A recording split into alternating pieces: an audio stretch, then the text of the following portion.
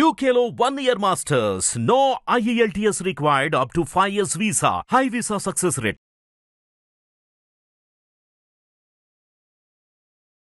నమస్తే.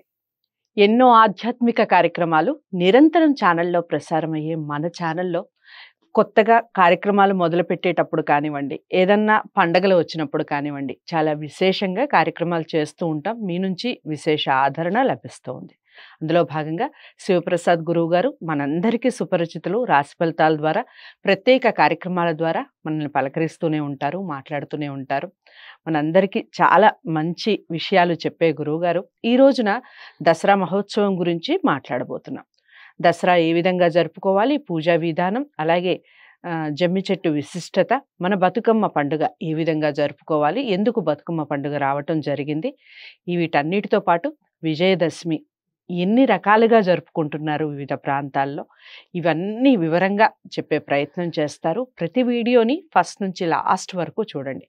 మీ అమూల్యమైన సలహాలు కానీ లేదా కార్యక్రమం మీద మీ అభిప్రాయం కానీ ఖచ్చితంగా కామెంట్ బాక్స్లో తెలియచేయండి.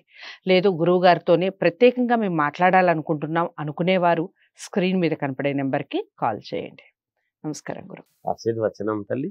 గురువుగారు, నా ఆయుధ పూజ పండగ నాడు ఏ విధంగా ఉండాలి, ఎందుకో ఏమిటి అనేది చెప్పారు. అయితే ఈ 9 రోజులు ఎలాంటి నైవేద్యాలు అమ్మవారికి పెట్టుకోవాలి, ముఖ్యంగా పండగ నాడు ఎలాంటి నైవేద్యాలు పెట్టుకోవాలి, పూజా విధానం అంటే నైవేద్యాలు చాలా ఇంపార్టెంట్ కాబట్టి నైవేద్యాలు ఏవి పెట్టుకోవాలి ఏమిటి అనేది చెప్పండి.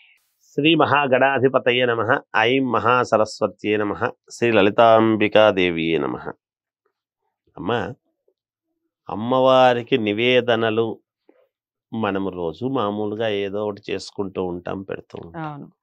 కానీ అమ్మవారికి ప్రీతి, మనము ఎవరికైనా ఏదైనా ఒక భోజనం పెడుతున్నాము అంటే వాళ్లకు ఇష్టమైనటువంటి భోజనం పెట్టడం అనేటువంటిది సాంప్రదాయం.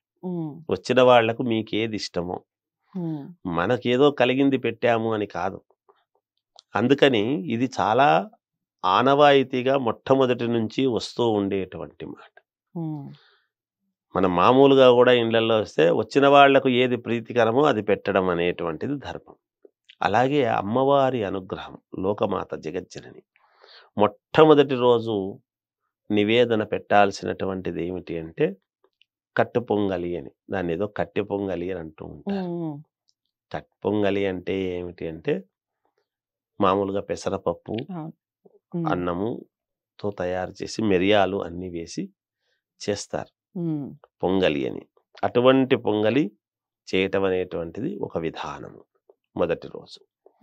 రెండవ రోజు పులిహోర. పులిహోర అంటే తెలుసు కదా, అందరికీ తెలుసు.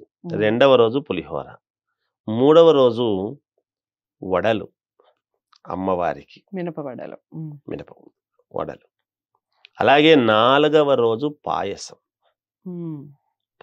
చేయడం.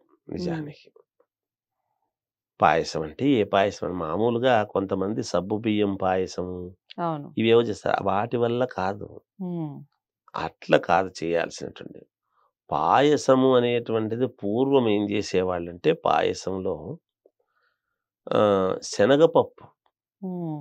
శనగపప్పు కాస్త రవ కలిపి బెల్లముతో తయారు చేసి, బెల్లం వేసి పాయసం చేసే, పాలు పోసి పాయసం చేసేవాళ్ళు.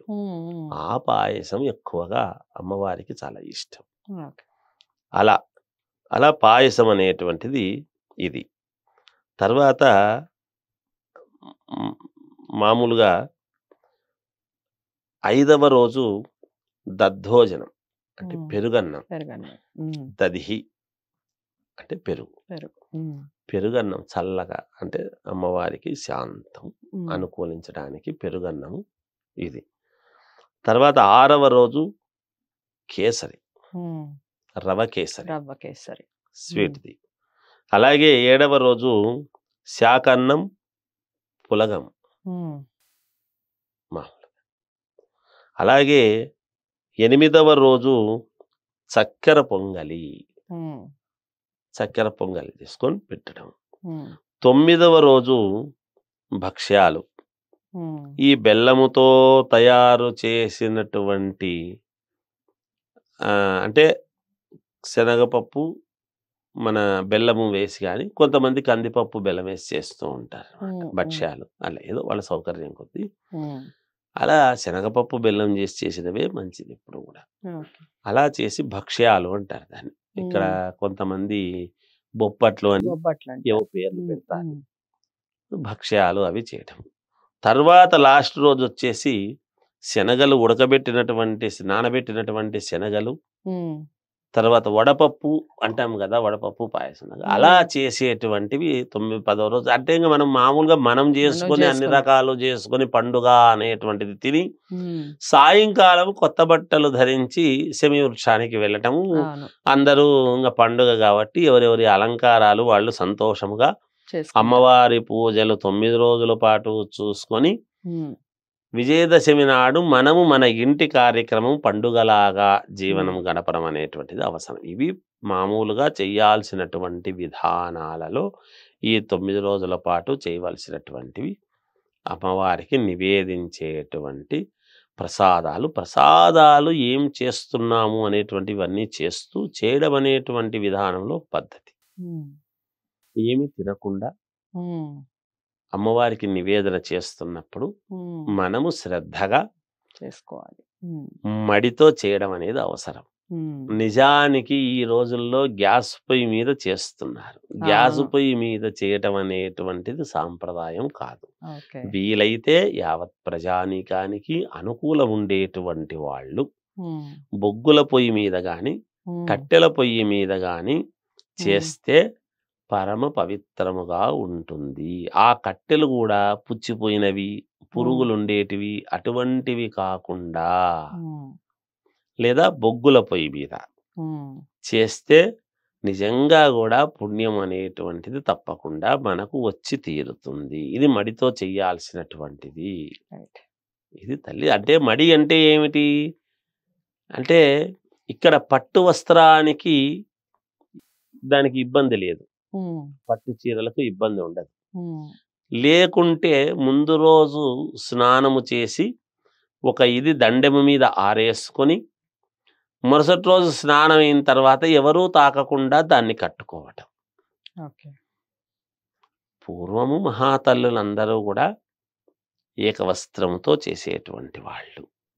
సరే ఈ రోజులలో సౌకర్యాన్ని బట్టి వాళ్ళ విధి విధానాన్ని బట్టి భక్తి శ్రద్ధతో చేస్తే ఇగో గ్యాసు పొయ్యి మీద చేస్తే మాత్రం ఎంత మాత్రము ఉపయోగము లేనిదే. ఎంత మడి వంటని మనము అనుకున్నా అది కాదు. అంటే మరి నీళ్లు అలా ఉండవు కదా గురువు గారు అంటే ఎంతో కొంతవరకు మనము పాటించవలసినటువంటివి పాటిస్తే తర్వాత అమ్మవారి అనుగ్రహం. అందువలన బొగ్గుల పొయ్యి మీద చేస్తే మేలు అని నా భావన తల్లి. అవకాశం ఉన్నటువంటి వాళ్ళు చేసుకోగలిగినటువంటి వాళ్ళు, చెయ్యని వాళ్ళు విధి లేని పక్షంలో అంటే సరే మంచిది, దానికి మనమే అమ్మవారికి వదిలేయడమే మంచిది.